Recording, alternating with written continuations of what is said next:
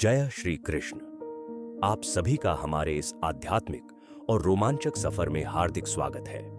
आज हम आपको लेकर चलेंगे भगवान श्री कृष्ण की नगरी द्वारका की उन दिव्य और चमत्कारी धरोहरों तक जहां आस्था, इतिहास और अद्भुत प्राकृतिक सौंदर्य का अनोखा संगम देखने को मिलता है। इस यात्रा में हम दर्शन करेंगे मां रुक्मिणी देवी मंदिर, समुद्र की लहरों के बीच विराजमान भड़केश्वर महादेव मंदिर और 12 ज्योतिर्लिंगों में से एक पवित्र नागेश्वर ज्योतिर्लिंग के। इस पूरी यात्रा में आपको मिलेंगे कई रोचक तथ्य, अनसुनी कहानियां और ऐसे अद्भुत दृश्य जिन्हें देखकर आपका मन श्रद्धा से भर जाएगा। इसलिए इस दिव्य यात्रा को अंत तक जरूर देखिए, क्योंकि हर पड़ाव पर आपका इंतजार कर रहा है एक नया और अविस्मरणीय अनुभव। चलिए शुरू करते हैं अपनी आज की पावन यात्रा। पिछले वीडियो में हमने द्वारकाधीश मंदिर के दिव्य दर्शन किए थे, और अगर आपने वह वीडियो अभी तक नहीं देखा है तो उसे जरूर देखिए मेरे चैनल पर।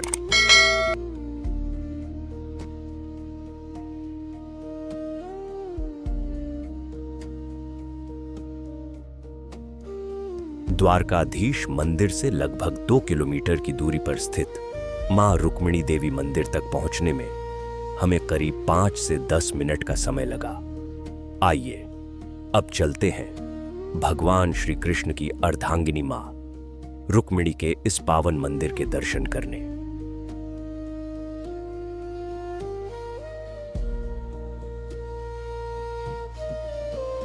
मान्यता है कि द्वारका की यात्रा तब तक पूर्ण नहीं मानी जाती जब तक श्रद्धालु यहां आकर मां रुक्मिणी के दर्शन नहीं करते। पौराणिक कथाओं के अनुसार मां रुक्मिणी विदर्भ के राजा भीष्मक की पुत्री और भगवान श्री कृष्ण की प्रमुख रानी थीं। उन्हें माता लक्ष्मी का अवतार भी माना जाता है। कहा जाता है कि जब श्री कृष्ण और मां रुक्मिणी ने महर्षि दुर्वासा को भोजन के लिए आमंत्रित किया, तब अर्षि ने शर्त रखी कि दोनों स्वयं उनका रथ खींच कर ले जाएंगे। यात्रा के दौरान मां रुक्मिणी को प्यास लगी। भगवान श्री कृष्ण ने अपने चरण के अंगूठे से धरती से गंगा जल प्रकट किया, लेकिन अत्यधिक प्यास के कारण मां रुक्मिणी ने पहले स्वयं जल ग्रहण कर लिया और महर्षि दुर्वासा को जल अर्पित करना भूल गई। इससे क्रोधित होकर महर्षि दुर्वासा ने उन्हें श्राप दिया कि वे अपने पति भगवान श्री कृष्ण से अलग निवास करें। इसी श्राप के कारण आज मां रुक्मिणी का यह मंदिर द्वारकाधीश मंदिर से अलग स्थित है। यही कारण है कि आज भी लाखों श्रद्धालु पहले द्वारकाधीश भगवान के दर्शन करते हैं और फिर यहां आकर मां रुक्मिणी का आशीर्वाद प्राप्त करते हैं। यह मंदिर लगभग 2500 वर्ष पुराना माना जाता है, जबकि वर्तमान मंदिर का निर्माण 12वीं शताब्दी के आसपास हुआ माना जाता है। मंदिर की बाहरी दीवारों पर बनी सुंदर नक्काशी, देवी देवताओं की मूर्तियां और नागर शैली की वास्तुकला इसे और भी भव्य बनाती है। यहां की एक और विशेष परंपरा है जलदान। मान्यता है कि महर्षि दुर्वासा के श्राप के कारण इस क्षेत्र में जल का विशेष महत्व है। इसलिए श्रद्धालु यहां मां रुक्मिणी को जल अर्पित करते हैं और इसे अत्यंत पुण्यदायी माना जाता है।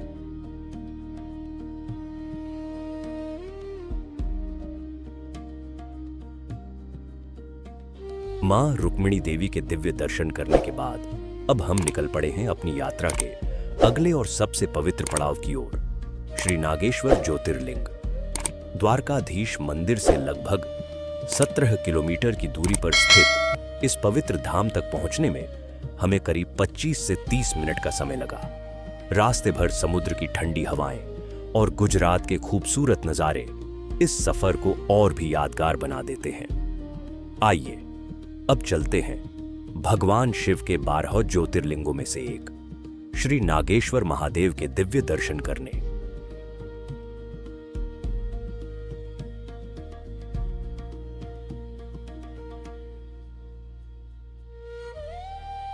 दोस्तों, जैसे ही हम नागेश्वर ज्योतिर्लिंग मंदिर के परिसर में पहुंचते हैं, दूर से ही भगवान शिव की लगभग 80 फीट ऊंची भव्य प्रतिमा दिखाई देने लगती है।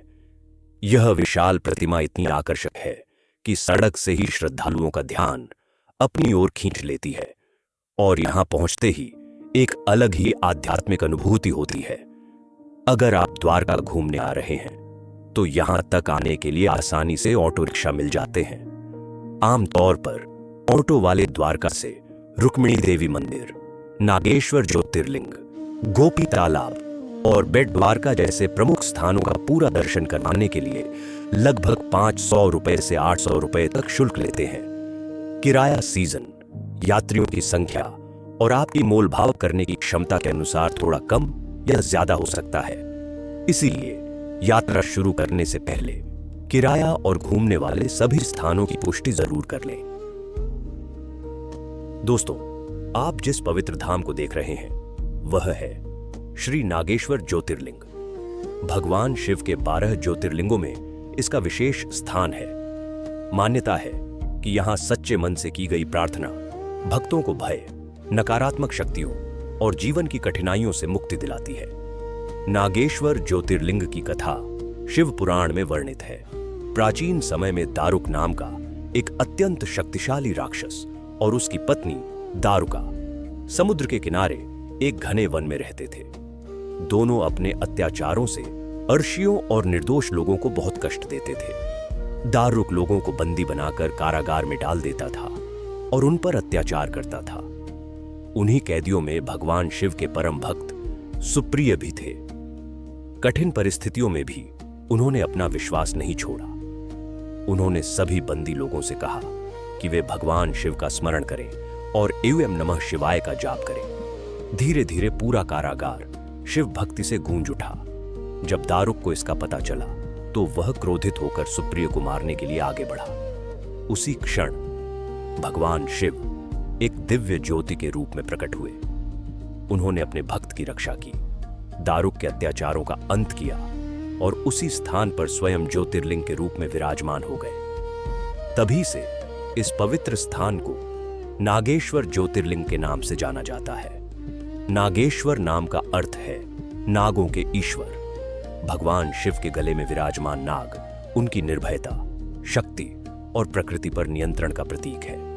इसीलिए यहां आने वाले श्रद्धालु केवल दर्शन ही नहीं करते, बल्कि अपने जीवन के भय, संकट और नकारात्मकता से मुक्ति की प्रार्थना भी करते हैं। वर्तमान मंदिर का पुनर्निर्माण आधुनिक समय में किया गया है, जबकि इस ज्योतिर्लिंग की महिमा हजारों वर्षों से शिव पुराण और सनातन परंपरा में वर्णित है।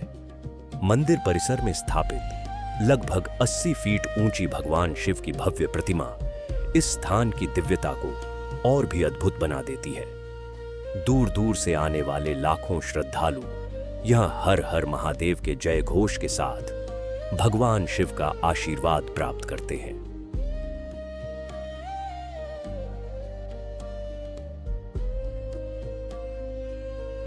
जैसे ही आप अंदर प्रवेश करते हैं, यहां का शांत और दिव्य वातावरण मन को अद्भुत शांति का अनुभव कराता है। मंदिर का आंतरिक भाग बेहद सुंदर और सादगीपूर्ण है। सफेद संगमरमर और चमकदार ग्रेनाइट पत्थरों से बना यह परिसर साफ सुथरा और अत्यंत आकर्षक दिखाई देता है। मंदिर की दीवारों और स्तंभों पर सुंदर पत्थर की कारीगरी देखने को मिलती है। पूरे परिसर में भगवान शिव, माता पार्वती, भगवान गणेश और भगवान कार्तिकेय की प्रतिमाएं स्थापित हैं, जो शिव परिवार की दिव्यता को दर्शाती है। गर्भगृह में निरंतर जलते दीपक, धूप की सुगंध, वैदिक मंत्रों का उच्चारण और घंटियों की मधुर ध्वनि पूरे वातावरण को आध्यात्मिक ऊर्जा से भर देते हैं।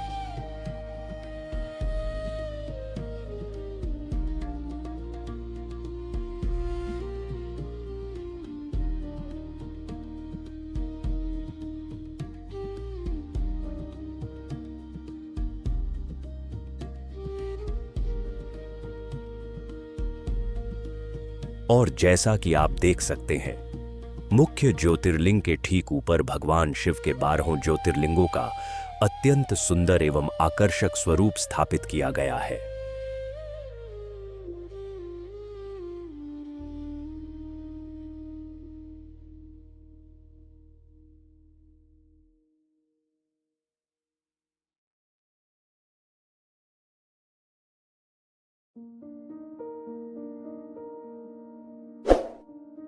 दोस्तों, मंदिर के अंदर भगवान शिव के साथ माता पार्वती की दिव्य प्रतिमा भी विराजमान है। सनातन धर्म में भगवान शिव और माता पार्वती को आदि शक्ति और आदि पुरुष का स्वरूप माना जाता है। माता पार्वती शक्ति, करुणा और परिवार की देवी है, इसलिए शिव मंदिरों में उनका साथ होना इस बात का प्रतीक है कि शिव और शक्ति एक दूसरे के बिना अधूरे हैं। भक्त यहां भगवान शिव के साथ माता पार्वती का भी आशीर्वाद प्राप्त करते हैं, जिससे जीवन में सुख, शांति और समृद्धि बनी रहे। नागेश्वर ज्योतिर्लिंग मंदिर के मुख्य परिसर के ठीक बाहर भगवान शनिदेव का एक सुंदर मंदिर भी स्थित है। मान्यता है कि भगवान शनि न्याय के देवता हैं और प्रत्येक व्यक्ति को उसके कर्मों के अनुसार फल प्रदान करते हैं।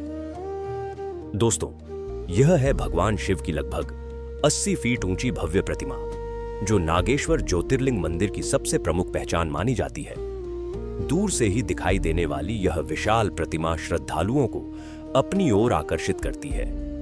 भगवान शिव की ध्यान मग्न मुद्रा, जटाओं से बहती मां गंगा, मस्तक पर अर्धचंद्र, गले में विराजमान नाग और हाथ में त्रिशूल उनके दिव्य स्वरूप को दर्शाते हैं। यहां आने वाला हर श्रद्धालु इस भव्य प्रतिमा के सामने कुछ पल अवश्य बिताता है और हर हर महादेव के जय घोष के साथ भगवान शिव का आशीर्वाद प्राप्त करता है। दोस्तों, अब हम अपनी यात्रा के अंतिम और बेहद खूबसूरत पड़ाव भड़केश्वर महादेव मंदिर की ओर बढ़ रहे हैं। यह मंदिर द्वारकाधीश मंदिर से लगभग 2 किलोमीटर की दूरी पर स्थित है, जहां पहुंचने में लगभग 5 से 10 मिनट का समय लगता है।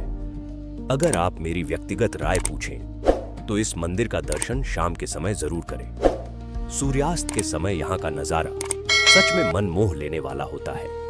चारों ओर फैला अरब सागर, ठंडी समुद्री हवाएं और डूबते सूरज की सुनहरी किरणों के बीच विराजमान भगवान महादेव का यह मंदिर एक ऐसा दृश्य प्रस्तुत करता है जिसे शब्दों में बयां करना मुश्किल है।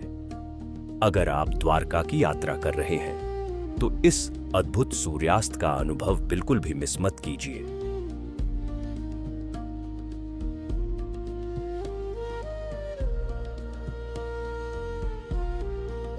दोस्तों, यह है अरब सागर के बीचों बीच स्थित दिव्य और अद्भुत भड़केश्वर महादेव मंदिर। यह केवल एक मंदिर नहीं, बल्कि आस्था, प्रकृति और भगवान शिव के चमत्कार का अनोखा संगम है। मान्यता है कि लगभग 5000 वर्ष पहले भगवान शिव का यह स्वयंभू शिवलिंग अरब सागर से प्रकट हुआ था। बाद में इसी पवित्र स्थान पर भड़केश्वर महादेव मंदिर की स्थापना की गई। यही कारण है कि यह मंदिर द्वारका के सबसे प्राचीन शिव मंदिरों में से एक माना जाता है। इस मंदिर की सबसे अनोखी विशेषता यह है कि हर वर्ष जून और जुलाई के दौरान जब समुद्र में ऊंचा ज्वार आता है, तब पूरा मंदिर और शिवलिंग समुद्र के जल से घिर जाता है। धार्मिक मान्यता के अनुसार उस समय स्वयं समुद्र देव भगवान शिव का जलाभिषेक करते हैं। ज्वार उतरने के बाद मंदिर फिर से श्रद्धालुओं के दर्शन के लिए खुल जाता है। यही अद्भुत दृश्य इस मंदिर को पूरे भारत के सबसे अनोखे शिव मंदिरों में से एक बनाता है। यह मंदिर समुद्र के किनारे एक छोटी चट्टान पर बना है, जहां चारों ओर लहरों की गर्जना और बीच में विराजमान महादेव का दिव्य स्वरूप मन को अद्भुत शांति का अनुभव कराता है। सूर्यास्त के समय यहाँ का दृश्य इतना मनमोहक होता है कि ऐसा लगता है मानो प्रकृति स्वयं भगवान शिव की आरती कर रही हो। द्वारका आने वाले श्रद्धालु मानते हैं कि द्वारकाधीश भगवान श्री कृष्ण के दर्शन के साथ यदि भड़केश्वर महादेव के भी दर्शन कर लिए जाए तो यात्रा और भी अधिक पुण्यदायी मानी जाती है। इसलिए यदि आप कभी द्वारका आए तो इस दिव्य और अनोखे मंदिर के दर्शन करना बिल्कुल न भूलें। हर हर महादेव।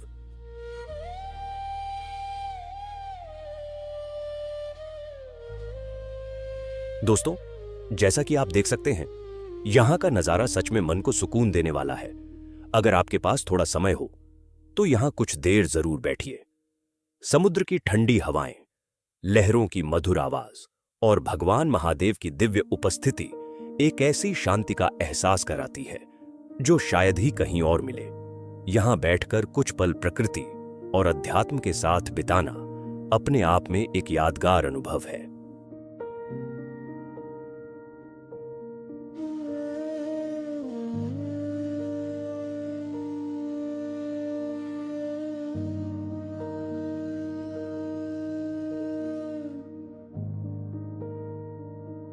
तो दोस्तों, द्वारका की हमारी यह दिव्य और यादगार यात्रा यहीं समाप्त होती है। उम्मीद है कि आपको यह वीडियो पसंद आया होगा और इससे आपको द्वारका के प्रमुख दर्शनीय स्थलों की पूरी जानकारी मिली होगी। अगर आपको यह वीडियो अच्छा लगा हो तो इसे लाइक करें, अपने दोस्तों और परिवार के साथ शेयर करें और हमारे चैनल को जरूर सब्सक्राइब करें। अगर आप गुजरात की यात्रा की योजना बना रहे हैं तो हमारे चैनल पर आपको सोमनाथ मंदिर और गिर जंगल सफारी की पूरी यात्रा भी देखने को मिलेगी। उन वीडियो को भी जरूर देखिए। फिर मिलेंगे एक नई जगह, एक नई यात्रा और एक नए अनुभव के साथ।